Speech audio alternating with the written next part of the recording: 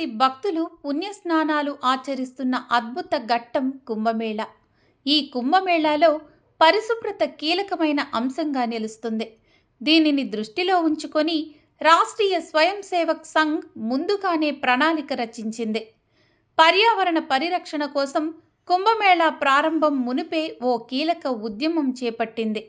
పర్యావరణానికి ముప్పు వాటిల్లకుండా ఏక్ థాలి ఏక్ థైలా అన్న ఉద్యమాన్ని చేపట్టింది.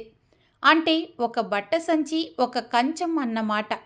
మహాకుంభమేళాలో భోజనాలు చేయటానికి ఎవరైనా ప్లేట్లు అడిగితే ప్లాస్టిక్ విస్తర్లు కాకుండా సమాజం నుంచి సేకరించిన స్టీల్ ప్లేట్లను ఇస్తున్నారు. అలాగే వస్తువుల కోసం బట్ట సంచి ఇస్తున్నారు. దీంతో ప్లాస్టిక్ వాడకం చాలా వరకు తగ్గింది. ఏక్ థాలి ఏక్ తైలా అన్న ఉద్యమం ద్వారా 140 కోట్ల రూపాయలు ఆదా అయ్యాయి. అలాగే 29,000 టన్నులకు పైగా వ్యర్థాలు తగ్గాయి. ఈ ఉద్యమంలో 2,241 సంస్థలు పాల్గొనగా 7,258 కలెక్షన్ సెంటర్లున్నాయి.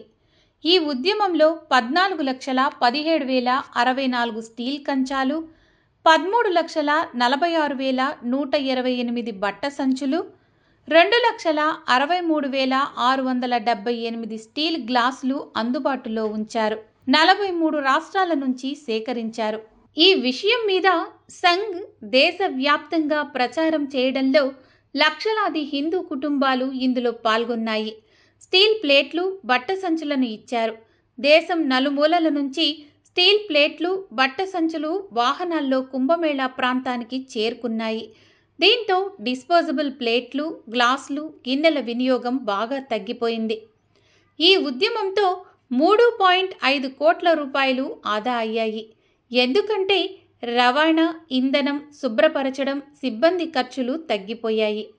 లేదంటే డిస్పోజబుల్ ప్లాస్టిక్ చెత్త కొనడం, ఏరడం, సిబ్బంది కేటాయింపుతో డబ్బులు ఖర్చయ్యే అవకాశాలుండేవి. మొత్తం మీద ఆర్ఎస్ఎస్ చేపట్టిన అద్భుతమైన ప్రణాళికకు ఇప్పుడు అన్ని వైపుల నుంచి హర్షం వ్యక్తమవుతుంది. పర్యావరణ పరిరక్షణ కోసం, సమాజ హితం కోసం నిర్వహిస్తున్న అద్భుతమైన సేవను అందరూ అభినందిస్తున్నారు.